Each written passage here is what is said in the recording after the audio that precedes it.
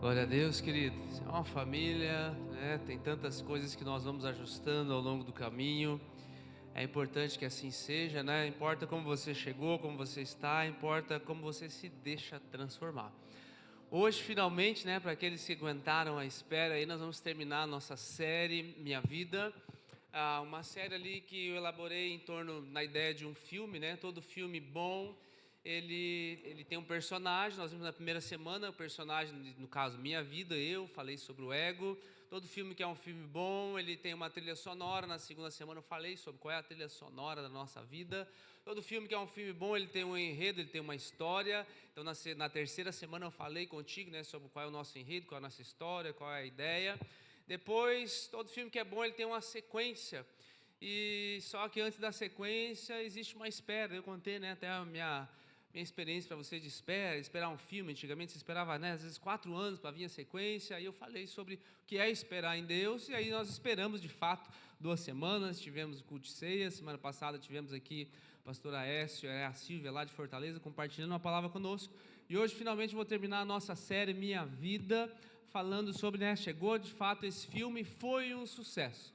Eu quero falar sobre isso contigo, quero te convidar a abrir, por favor, lá no primeiro livro, está bem facinho. Primeiro livro da Bíblia, Gênesis, capítulo 13.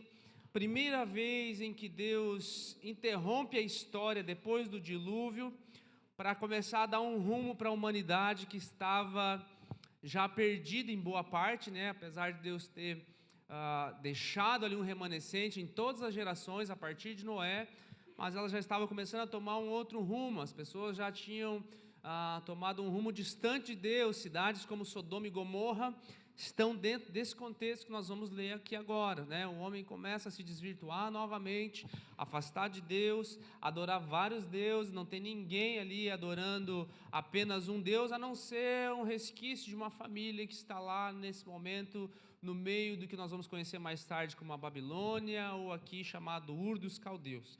Então Abraão está lá com seus pais. Em um determinado momento o irmão dele morre. Em um determinado momento o pai dele, que já era um homem de negócio, Abraão também um homem de negócios, seus mais ou menos, não sabemos exato, mas vamos dizer ali 60 anos pelo menos, ele sai com Terá, o seu pai, vão fazer novos negócios em outros lugares. E aí naquele momento ali o seu pai morre, e Abraão agora com 75 anos, ele ouve de Deus algo muito específico. É próspero, vai para vários lugares, né? Tem uma resposta de Deus, e lá num determinado momento acontece essa situação aqui, que nós vamos ler lá em Gênesis, no capítulo 13, verso 8, diz assim: Então Abraão disse a Ló: Não deveria haver conflito entre mim e você, entre os meus pastores e seus pastores, porque somos parentes chegados. Não está toda a terra aí diante de você? Peço que você se afaste de mim. Se você for para a esquerda, eu vou para a direita. Se você for para a direita, irei para a esquerda. Ló ergueu os olhos e viu toda a campina do Jordão, que era toda bem regada, como o jardim do Senhor. Aqui é uma referência ao jardim do Éden. Como a terra do Egito, até a região de Zoar. Isso foi antes de haver o Senhor destruído Sodoma e Gomorra, que vai acontecer alguns capítulos aqui para frente. Então Ló escolheu para si toda a campina do Jordão e aí partiu para o oriente, e assim separaram-se um do outro. Abrão habitou na terra de Canaã, e Ló foi morar nas cidades da campina, e armando as suas tendas até Sodoma. Ora, os moradores de Sodoma eram maus e grandes pecadores diante do Senhor. Tem vários contextos aqui, eu vou tentar explicar para você algumas coisas. Vamos falar sobre essa ideia de qual é o sucesso. Eu tentei achar um personagem aqui que resume basicamente a ideia de sucesso. Se você for olhar para a vida de Abraão, sucesso material.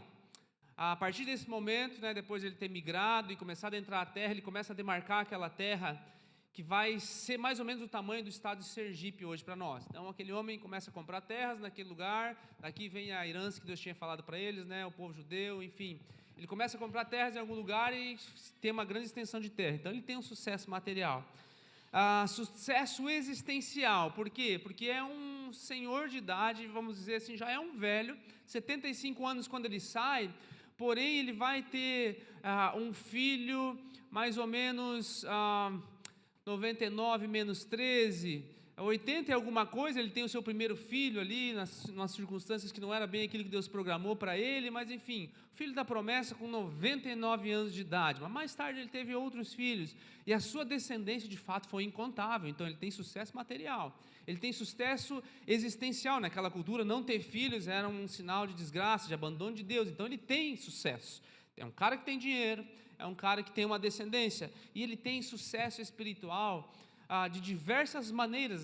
Teve visões, Deus falou com ele, Deus apareceu para ele. Porém, talvez o maior título que Abraão tenha em termos ministeriais é ser chamado, principalmente lá no Novo Testamento, por Tiago, irmão de Jesus. Ele foi chamado amigo de Deus. Poxa, você já pensou?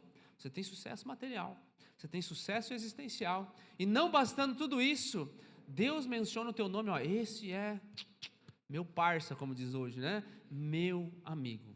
Então, se você olhar em termos de sucesso, gente, por sucesso, essa é uma pessoa na qual nós nos inspirarmos. Amém? Mas eu quero olhar alguns aspectos da vida dele, são vários, não vou ter tempo hoje para discorrer tudo, mas alguns aspectos básicos. Porque se nós estamos falando de sucesso, estamos falando de construir um filme, de trabalhar o personagem desse filme, já volto lá na palavra ego, né? Eu falei bastante sobre o ego, falei sobre enredo, falei sobre o que fazer quando as coisas não dão certo, nas circunstâncias, o que fazer quando Deus não fala mais contigo, no momento de espera. E hoje eu quero falar para você, qual é o foco da tua vida? Aonde você investe de fato os teus recursos financeiros, aonde você investe de fato o teu tempo, aonde você investe as tuas energias. E Abraão, ele vai nos dar algumas pistas. Por quê? Quando ele começa a receber tudo isso, o que cerca ele não é um ambiente de fé. O que cerca ele não é um ambiente que impulsiona ele para perto de Deus.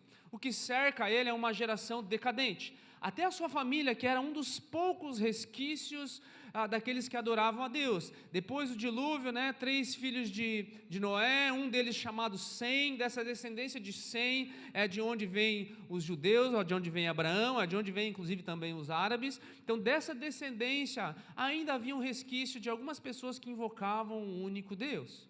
E agora Terá, que era o pai de Abraão, ele está lá no meio de um povo bem idólatra. E muito provavelmente ele já estava meio que perdendo os costumes, deixando algumas coisas de lado. E Abraão, quando ele começa a jornada, ele não é um cara fervoroso. Ele é um cara que ainda tem um resquício de Deus. E num determinado momento, se você puxar ali no capítulo 12 praticamente, ou melhor, no capítulo 12 especificamente, o Senhor disse a Abraão. Então, Abraão, ele tem uma impressão, não é algo muito claro de Deus, mas lá no verso 7 fala que o Senhor aparece para ele. Então Abraão, ele começa ainda a ter uns resquícios de Deus, de repente o Senhor aparece para ele, fala algumas coisas para ele, e muito tempo se passa, mas a principal coisa que ele faz é que quando Deus fala com ele ou aparece para ele edifica um altar. E aí você vai ver essa expressão, e Abraão edificou um altar. Ele anda mais um pouquinho em tal lugar, e Abraão edificou um altar. Ele foi para o Egito, fez uns negócios que não era para fazer, contou uma mentirinha gospel lá, colheu algumas coisas, mas enfim, ele volta. Depois que ele tem o entendimento de novo, ele edificou um altar ao Senhor. Existe um resquício ali dentro de Abraão, só que agora ele precisa desenvolver esse entendimento de quem Deus é. Quem é esse único Deus? É preciso que você entenda que nesse contexto a gente não tem uma pessoa adorando um único Deus. Deus se manifestou e deixou o seu nome preservado em alguns lugares. Sim, nós vamos ver que aparece no meio dessa história um personagem que vem do nada, que é chamado pela primeira vez aqui na Bíblia de sacerdote antes de Moisés, antes de Deus constituir de fato sacerdotes na terra. Aparece um homem do nada chamado de sacerdote, Deus Altíssimo, que nós vamos ver ele lá em Hebreus de novo. Ele teve uma vida de significado. Ele teve uma vida especificamente de aliança com Deus. Agora, Deus escolhe Abraão no meio da linhagem de Sem, faz Abraão guardar a sua lei de alguma maneira, apesar de ele ter crescido no meio de superstição, apesar de ele ter crescido no meio do paganismo, mas nesse ponto aqui, até a casa do seu pai está meio que sucumbindo a algumas coisas, porque a gente não vê os irmãos de Abraão fazendo a mesma coisa que ele fez. E o que é importante você entender aqui? Deus sempre preserva um remanescente. Deus sempre preserva, mesmo no meio do caos, Deus sempre preserva alguém para trazer o prumo de volta. Entende? Qual é o papel hoje especificamente do homem, um homem de Deus de fato, para conduzir a sua família? Ele precisa ser o protetor, não apenas físico, mas espiritual. Nós vemos hoje os homens, alguns homens se levantando, glória a Deus por isso, entender que são os protetores da sua casa, né? E aí vem uns, pensam que é só a proteção física, então vamos se armar, vamos fazer isso e aquilo, mas ele esquece que o principal papel de um homem não é ser um machão, não é ser o cara fortão da casa. Se entrar um ladrão aqui, tem que me peitar primeiro. A principal proteção que você precisa dar para a tua casa, homem, é espiritual. E você é um covarde, ou você é um omisso, quando você deixa várias coisas, assim como a gente olha para alguns homens, supostos homens, né, ou alguns bananas, a gente poderia chamar assim, deixando entrar um monte de coisa em casa, e os filhos mandam, né, e a esposa pisa na cabeça dele, a gente olha, nossa, que frouxo, nossa, que banana. Às vezes nós somos assim. Talvez você seja assim, se você estiver deixando entrar um monte de porcaria espiritual na tua casa. Por quê? Porque não tem de fato um homem, não tem um valente para tomar a sua posição. Glória a Deus que as mulheres se levantam, amém? É melhor que elas se levantem do que não tenha ninguém, que é o remanescente que Deus preserva. Mas não foi assim desde o princípio, esse não é o papel. O principal papel é o teu. Tem homens aqui? Amém? Fala assim, ai pastor, vai de leve, né? Mas é isso aí, não tem como, eu preciso falar isso para você.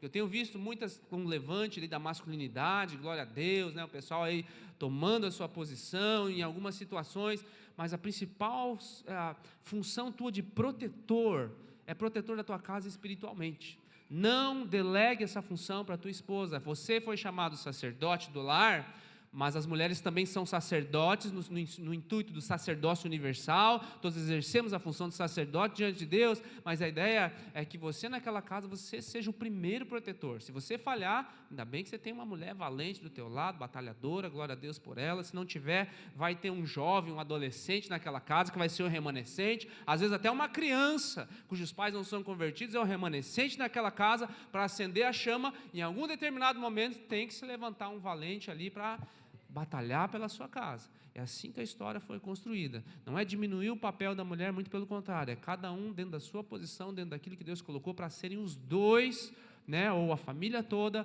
como o reflexo daquilo que Deus quer que nós sejamos na terra. Está entendendo isso? Amém? Então, depois de ter batido um pouquinho no dedo dos homens, qual era o segredo do sucesso de Abraão? Primeiro lugar, foi a palavra que eu trouxe na semana passada, saber esperar em Deus. Eu não vou entrar em detalhes, se você quiser saber como esperar, vai lá na internet, Verdade Porto Belo. Se você não assina o canal, já pede perdão para o Senhor, misericórdia, e vai assistir essa palavra que é muito boa. E aí o verso 10 a 13 que nós lemos aqui, vai trazer uma ideia, que Abraão precisa ir para um lugar, ele já está rico nessa fase da vida, ele é tutor ali do sobrinho dele, que também está rico, os dois foram bem-sucedidos, e a terra já não consegue mais dar o sustento para ambos os rebanhos. E a espera em Deus aqui é a chave, querido, porque Abraão, na idade que tinha, na posição que tinha, ele podia falar, Ló, meu sobrinho, vai para lá que eu vou para cá. Ele podia escolher primeiro, ele tinha a premissa da escolha, mas saber esperar em Deus, saber o Deus que você serve, para você ter sucesso na vida, querido, essa é a certeza. Não é simplesmente olhar, tem uma oportunidade aqui, então eu tenho que assumir primeiro, antes que esse outro meu irmão assuma. Eu tenho que passar isso aqui para trás, eu tenho que dar um jeitinho para Deus, para fazer o meu negócio funcionar, porque senão as coisas não vão fluir. Se você quiser ter sucesso de fato, se você quiser ter sucesso de fato em todas as áreas da tua vida, querido, você precisa entender quem é que está contigo. Você precisa entender que esperar em Deus, inclusive existem várias oportunidades aqui, e não interessa quantas pessoas estão aqui, a minha não vai faltar. Você entende isso? Existem várias oportunidades colocadas diante de você, existem várias portas na cidade de negócios colocadas para você. Quando você tem a ideia, quando você está edificando um altar para o Senhor, quando você tem o Senhor em primeiro lugar, você não fica estressado como as outras pessoas, com medo de que vai faltar oportunidade em algum momento. Porque quando Abraão fala assim, Ló, escolhe o melhor, é claro que ele está vendo a mesma visão que Ló. Esse lado aqui, fisicamente é melhor. Esse lado aqui, financeiramente, é claro que é melhor. Essa parte aqui para investir, é claro que é melhor. Então, não sei, se eu for para esse lado aqui, tem uns desertos aqui, não é muito bom. Se eu seguir essa linha de pensamento, que não é talvez progressista, se eu seguir essa linha de pensamento, que talvez não é a linguagem da moda, se eu não ter as palavras certas, eu não sei se Deus vai me abençoar. Se eu não seguir o mesmo pensamento desse cara que eu estou vendo que está ganhando dinheiro, pode ser que eu não vou ganhar dinheiro, ou eu não vou prosperar, querido. Quando você olha assim, simplesmente para coisas que você tem que fazer e se apega a elas, no intuito de que se eu não fizer isso aqui, Deus não vai me abençoar, você está andando no mesmo pensamento de Ló.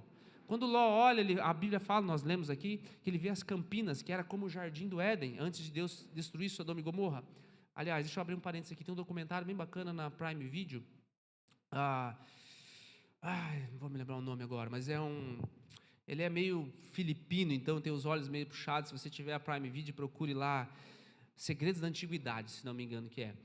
Bem legal, bem bacana, e ele vai agora nessa época, eles fazem toda uma varredura histórica por satélite, de onde estava Sodoma e Gomorra. Hoje lá tem um deserto, tem uma estátua de sal, que supostamente era a mulher de Ló. A gente olha, tem 2 metros de altura, não sei se essa mulher era tão grande assim, mas enfim, o pessoal diz que é. Eu estive lá, eu fiquei meio desconfiado, mas né, enfim, mas o vale não existe mais, é um vale, enfim, tem toda uma história bem bacana para você olhar lá. Então, fechando esse parênteses aqui, Ló olha para esse lugar, antes de Deus destruir, a prosperidade ali. Ló olha para esse lugar, tem negócios aqui, sabe, é como se você olhássemos hoje, deixa eu ver onde é que é mais óbvio que eu vou prosperar, e aí você segue pessoas, seja na internet, ou seja em qualquer lugar, você segue, né, olha, não, esse aqui está se dando bem, então é aqui que eu vou me dar bem, ele está fazendo isso, não, também vou repetir isso. Existem certas coisas que você faz na vida inspirado em outras pessoas, e está legal, e é assim que a vida funciona, você se inspira em pessoas. Agora, existem certas coisas que você quer copiar de outras pessoas, para simplesmente reproduzir em você, que não funcionam.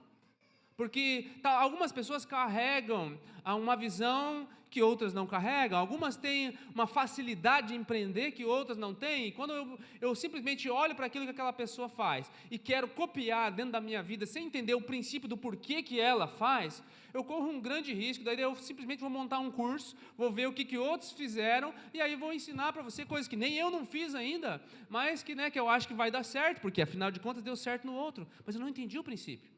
Eu só enxerguei, que horas esse cara acorda, quantas horas ele trabalha, né? O que ele faz, com quem ele conversa, e eu vou anotando os pontos por pontos, e depois eu quero reproduzir. Só que eu não entendo o princípio de como é que ele seleciona as pessoas que ele faz, eu não entendo o princípio de como é que funciona as horas de produtividade dele, de fato, porque não adianta você, como a Bíblia diz, não adianta acordar cedo e dormir tarde se o Senhor não estiver agindo. Então não adianta você trabalhar 8 horas, 12 horas, 24 horas, se o Senhor não estiver contigo.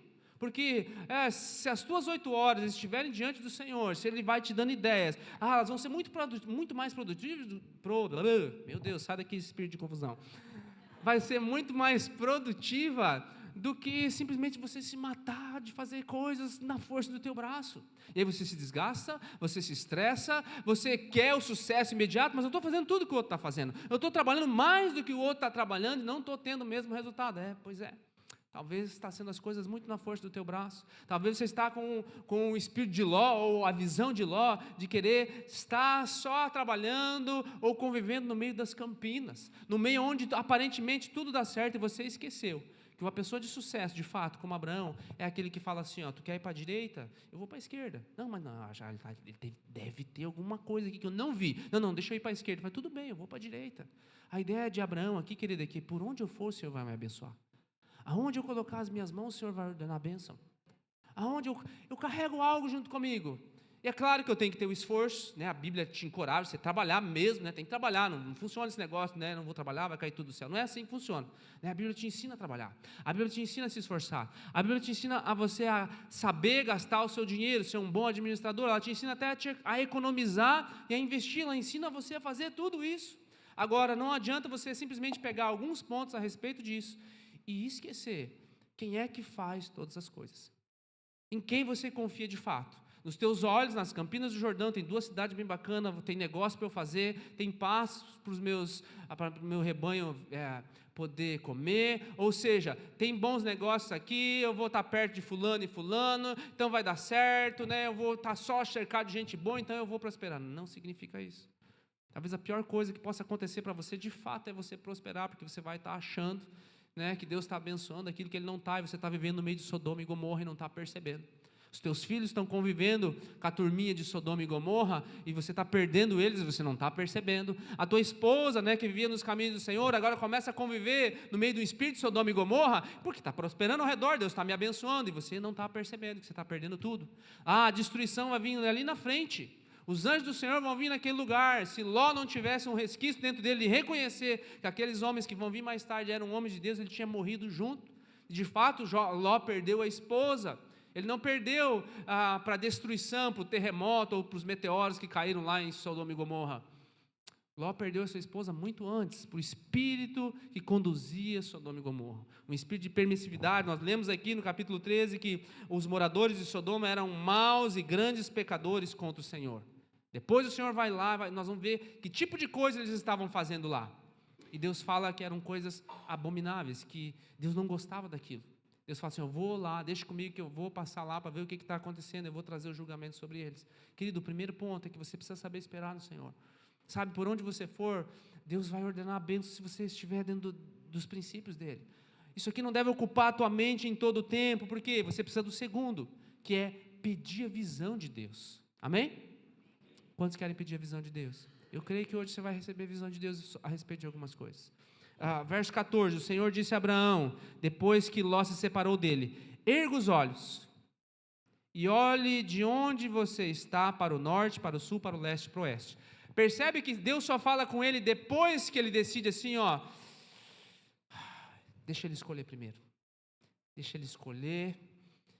Deus vai estar comigo, Deus vai estar comigo. Não sei se ele está falando isso oscilante, se ele está pulsando o coração dele, mas o fato é que ele obedece. Depois a gente vai ver que por Abraão crer em Deus é que Deus colocou justiça sobre ele. Depois que ele se separa de Ló, que a promessa primeiro é sai da tua casa. Mas o pai dele tinha morrido. Qual é o sentido de sair da minha casa? Talvez geograficamente? Ok. Sai do meio da tua parentela. Como assim? Sai, vai para uma terra que eu vou te mostrar. Ló ainda estava junto dele.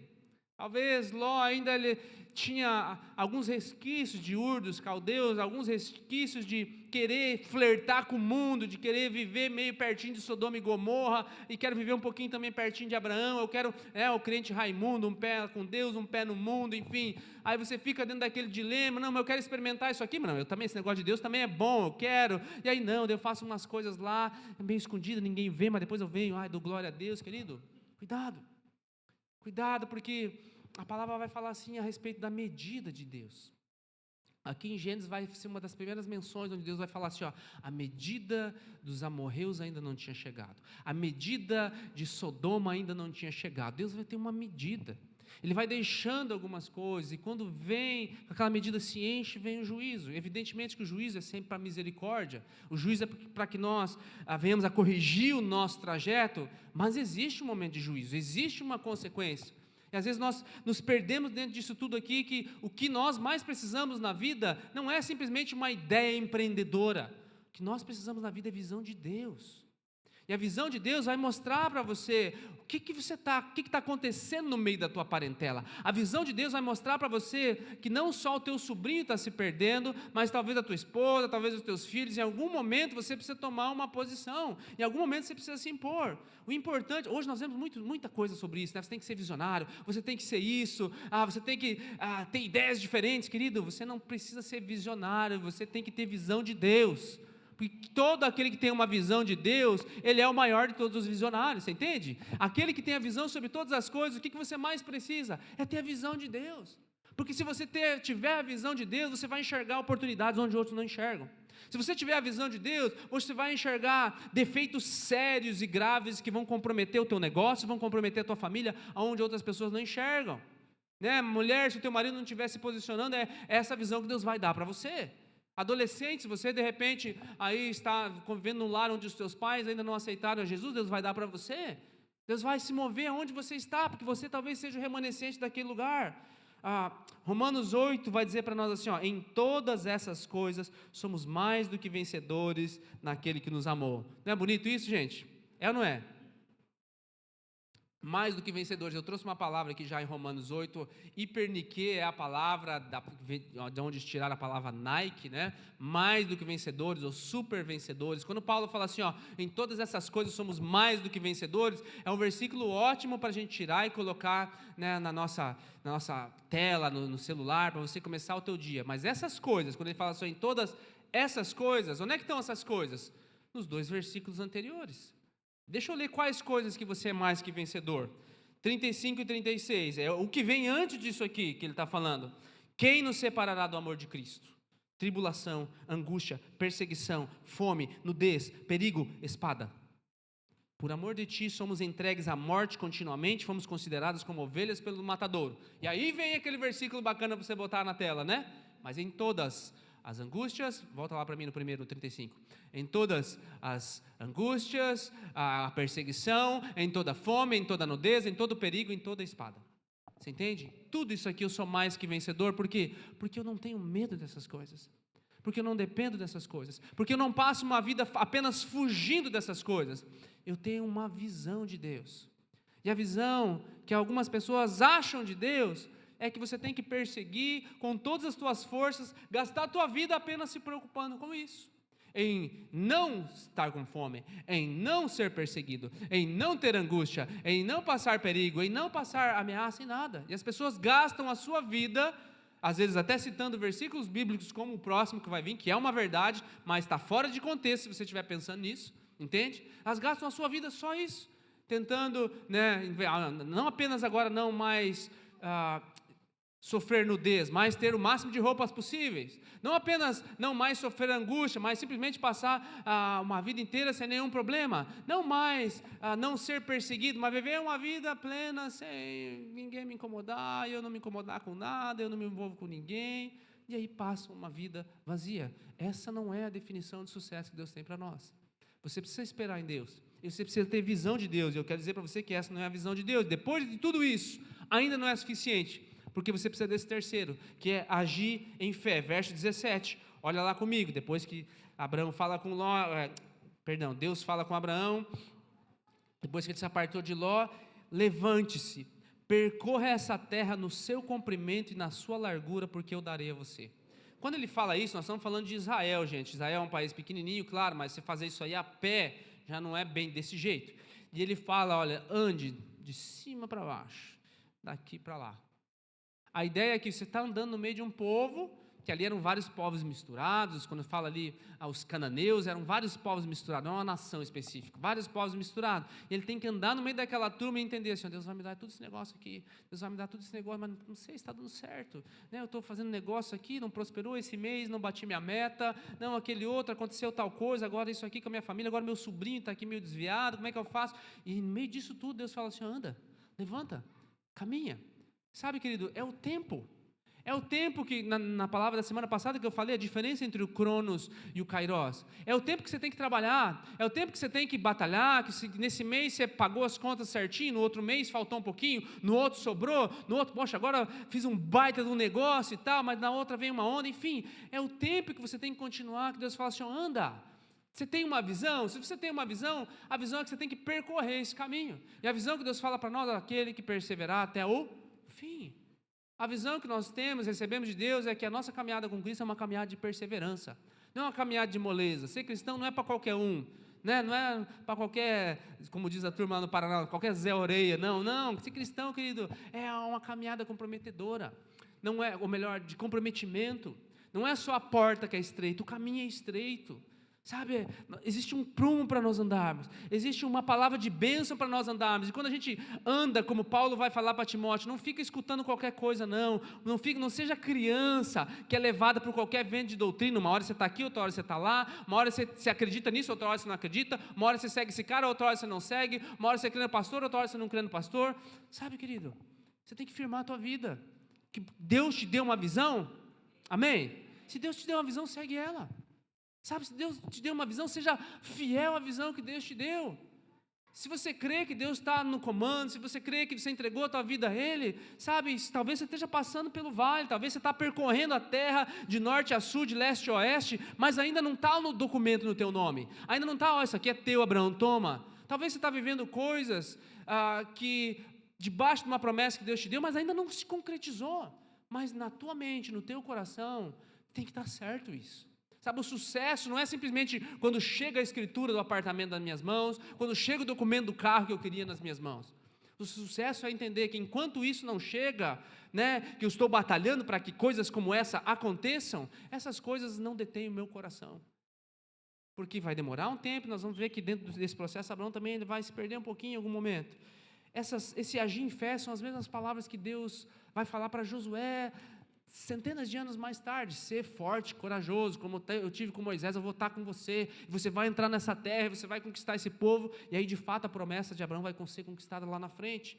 Número 4, verso 18, olha comigo lá. Abraão, mudando as suas tendas, foi morar nos carvalhais de Manre, que estão junto a Hebrom, e ali edificou um altar ao Senhor. Número 4 é estar no altar da oração e da devoção.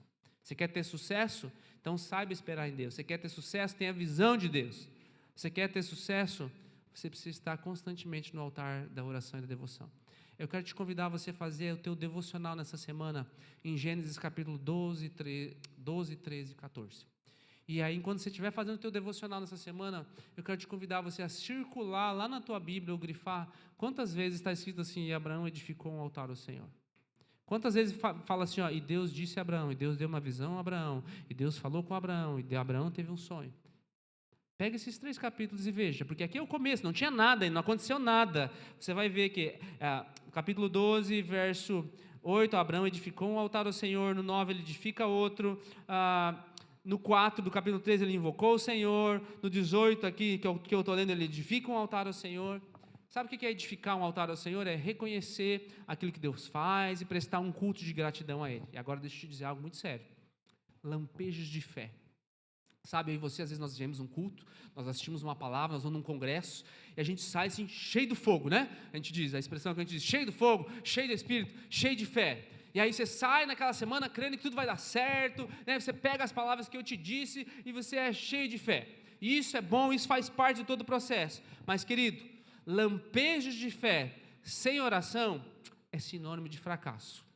Entende isso? Guarda isso com você. Lampejo de fé, quando Deus move o teu coração, quando você sai dali, entende aquilo, foi o Espírito Santo que te falou, foi Ele que te chamou, foi Ele que colocou isso no teu coração. Mas se você não colocar em oração continuamente, é a receita por fracasso. Por quê? Porque você vai achar que por causa daquele sentimento que você está ali naquele momento, você vai sair na segunda-feira e automaticamente as coisas vão se resolver para você.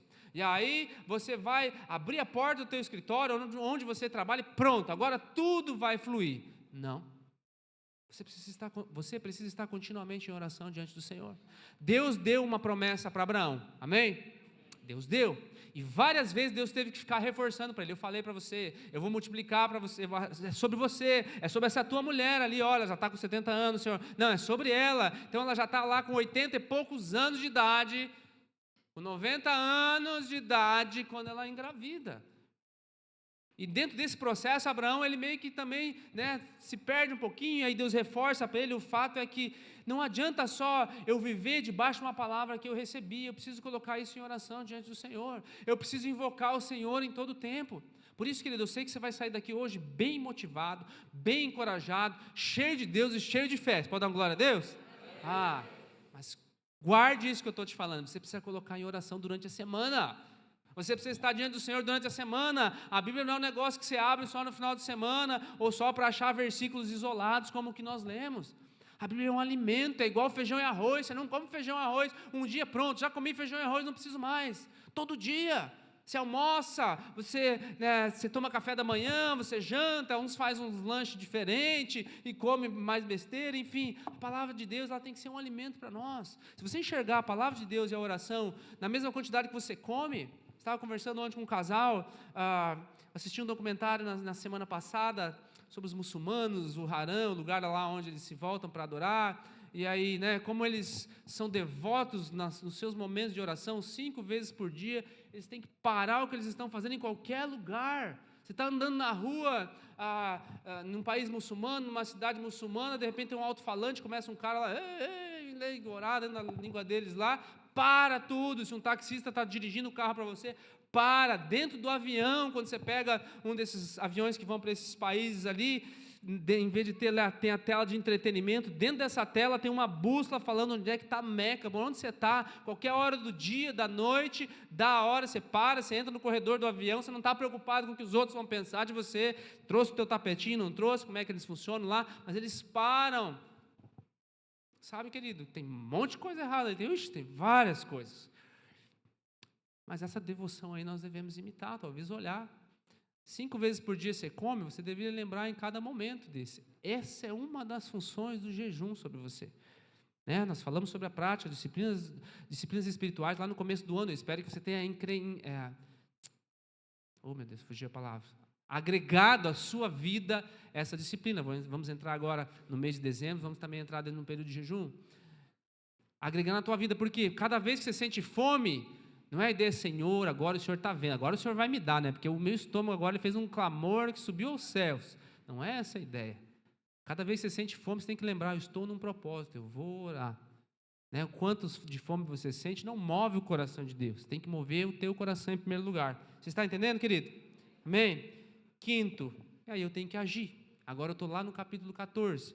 Acontece que o meu sobrinho Ló está lá no meio daquela permissividade, já se perderam. Deus vai destruir Sodoma, Deus vai destruir Gomorra em algum momento, mas ainda não chegou o tempo.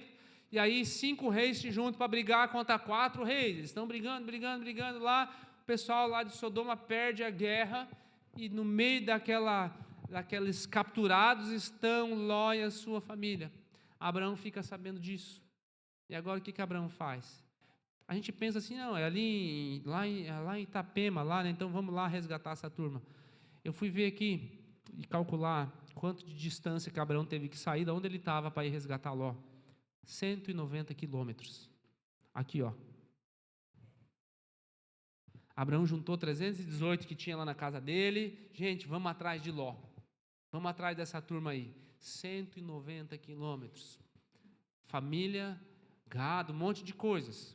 E Abraão foi atrás dessa turma toda. O que eu preciso para eu ser um homem de sucesso? Eu tenho que saber esperar em Deus, eu tenho que ter uma visão de Deus, eu tenho que estar no altar da oração, eu tenho que agir em fé, e eu tenho que estar disposto a agir em coragem. Porque às vezes quando Deus coloca as coisas diante de nós, nós ficamos ali, mas será que eu vou, será que eu não vou? Não, querido, anda segundo a palavra que Deus te deu. Sabe, haja segundo a palavra que Deus te deu. Há uma promessa sobre você, então entenda, se é tempo de mudança, mude. Se é tempo de você esperar, espere, mas todo mundo está indo para aquele lugar. Você é, como diz a tua mãe, né? Você é igual a todo mundo? Você anda debaixo da visão de todo mundo ou você anda debaixo da visão de Deus? Sabe, creia, espere. Às vezes você tem que ser um pouco teimoso em determinadas coisas. Eu não vou dizer teimoso, não vou dizer nem obstinado, mas você tem que ser crente e fiel à palavra que você recebeu. Ser teimoso e obstinado significa não pensar e não analisar nenhuma possibilidade além daquela que eu penso. Não é assim para você pensar. Mas você precisa ser fiel àquilo que você creu. Sabe, você precisa dizer não quando todo mundo está fazendo. Mas todo mundo está fazendo ao meu redor, todo mundo está enchendo a cara, todo mundo está fazendo isso. Bom, se você quer ser igual a todo mundo, se você quiser ser igual a Ló, se você quiser ser igual à esposa de Ló, então faça igual todo mundo está fazendo, porque quando começar a cair as pedras do céu, você também vai estar no meio de todo mundo. Agora, quando você tem algo específico diante de você, você vai começar a agir diferente. Ló, ele tem um choque uma hora. Ele tem um choque de realidade, né? Ele quase perde todo mundo. E o último, eu preciso estar disposto a investir no reino de Deus. Então eu tenho que ter visão de Deus, eu tenho que saber esperar em Deus, eu tenho que estar no altar da devoção, eu tenho que agir em fé, eu tenho que ter coragem, mas eu tenho que estar disposto a investir no reino de Deus. Porque quando Ló sai com essa turma toda, resgata todo mundo, Deus é com ele, acontece algo diferente aqui. Gênesis 14, versos 18 e 20, para eu terminar essa palavra. E Melquisedeque, rei de Salém, trouxe pão e vinho. Ele era sacerdote do Deus Altíssimo. Ele abençoou Abraão e disse: Abraão, seja abençoado pelo Deus Altíssimo que criou os céus e a terra. E bendito seja o Deus Altíssimo que entregou os seus adversários nas suas mãos. Olha, quem é que ganhou a batalha? Não foi Abraão, foi Deus. Foi aquele cara que, vou para a direita, onde eu for para a esquerda, Deus está comigo. E Abraão deu a Melquisedeque o dízimo de tudo. Essa é a primeira vez na Bíblia que é mencionada a palavra dízimo. Não tem religião aqui, não tem nenhuma formalidade constituída aqui, não tem mandamento, não tem ordem, não tem nada. E surge esse cara do meio do nada. Pastor, o senhor não falou que Abraão era o único que mantinha? Lembra que eu falei lá no momento que Deus sempre preserva um remanescente em algum lugar? Rei de Salém. Salém é o que veio a ser chamado depois de Jebus, que depois juntando as duas palavras, Jebus, Salém, Jerusalém. Existia já, Jerusalém não era constituída como nós conhecemos hoje, mas já estava lá. Deus levantou um sacerdote no meio daquele lugar. E como é que a gente sabe que era um sacerdote de Deus de fato?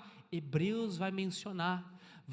Hebreus no Novo Testamento vai comparar Melquisedeque com Jesus, aquele que ninguém sabe de onde veio, mas está lá ele servindo a Deus no meio de uma nação pagã. Não sabemos como Melquisedeque conheceu a Deus, mas ele servia a Deus. E quando Abraão reconhece que existe um servo de Deus naquele lugar, e aquele servo faz o que com Abraão? Lembra quem é que deu tudo para Abraão? Abraão, bendito sejas tu, porque o Deus Altíssimo entregou os teus inimigos nas tuas mãos. Então Abraão faz algo inovador, muito peculiar.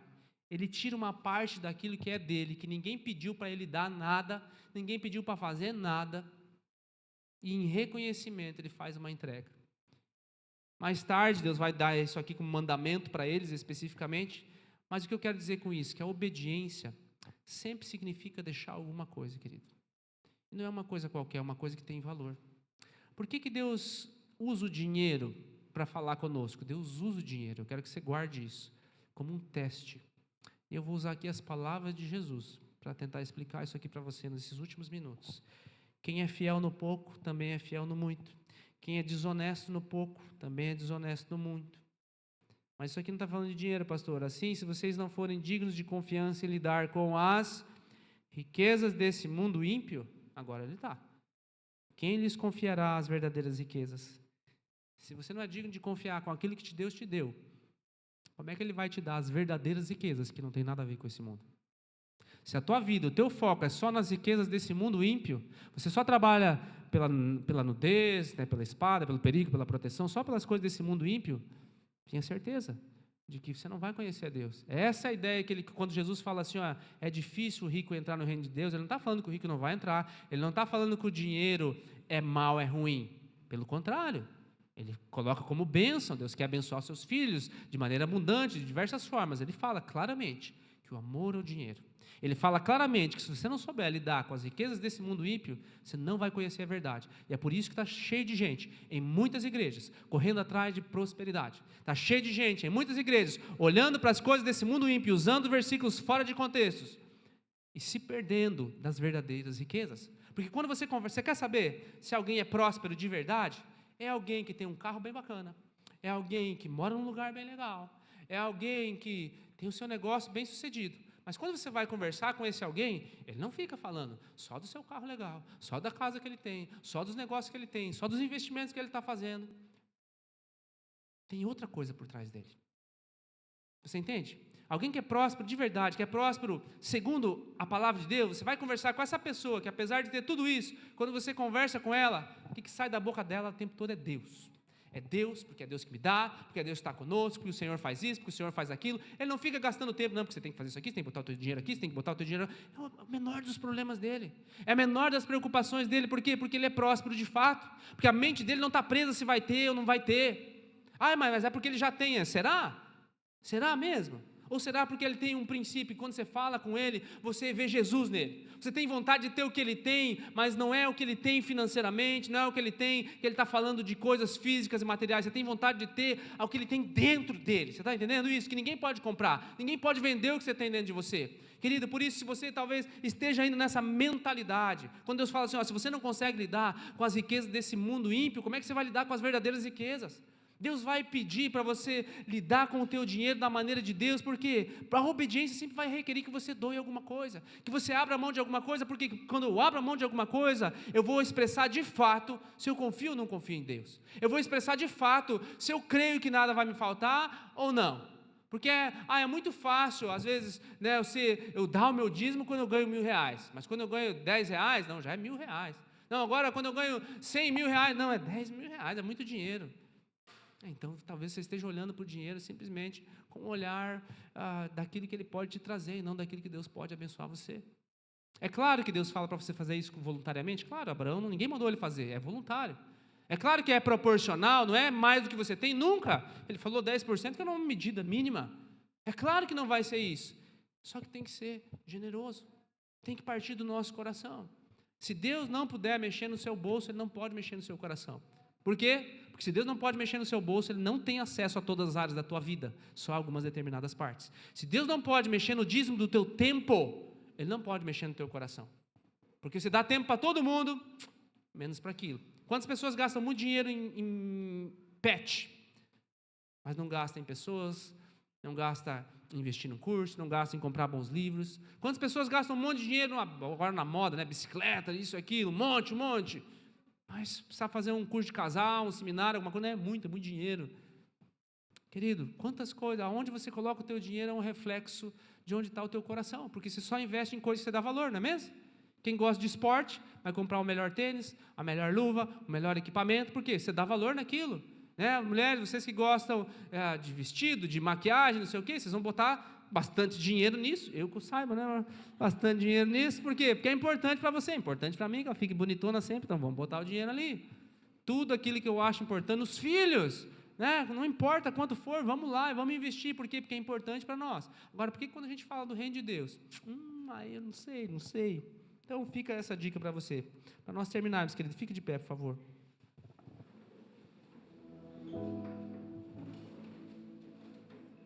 Passei um pouquinho aqui porque é o final da série. As pessoas podem olhar para você e achar que você é satisfeito porque você tem um carro bem bacana,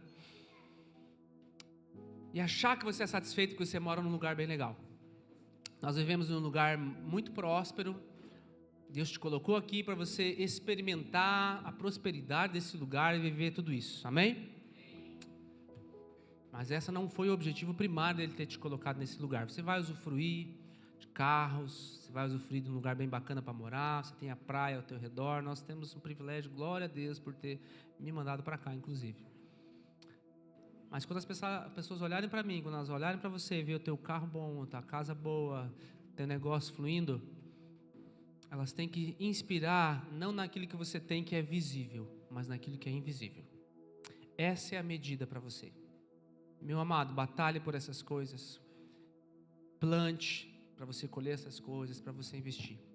Mas se você quiser ter sucesso de fato, construir o teu filme de sucesso de fato, você tem que ter visão de Deus.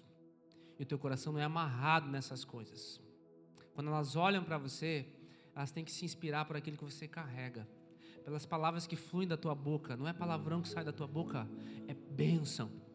Quando elas conversam contigo, não é só investimento que está na tua boca, é investimento do reino, é palavra de vida. Você enxerga um coração ferido, você enxerga um coração sedento, e aí você gasta o teu tempo, às vezes com pessoas que nem mereceriam o teu tempo, mas você fala assim: Senhor, vou te dar o dízimo do meu tempo agora, nessa pessoa aqui, Pai, e vamos lá, e vamos semear a palavra de Deus, e Deus te usa, querido, onde você está, sabe, Deus te plantou aqui para você ter sucesso sim, mas é o sucesso segundo a palavra de Deus.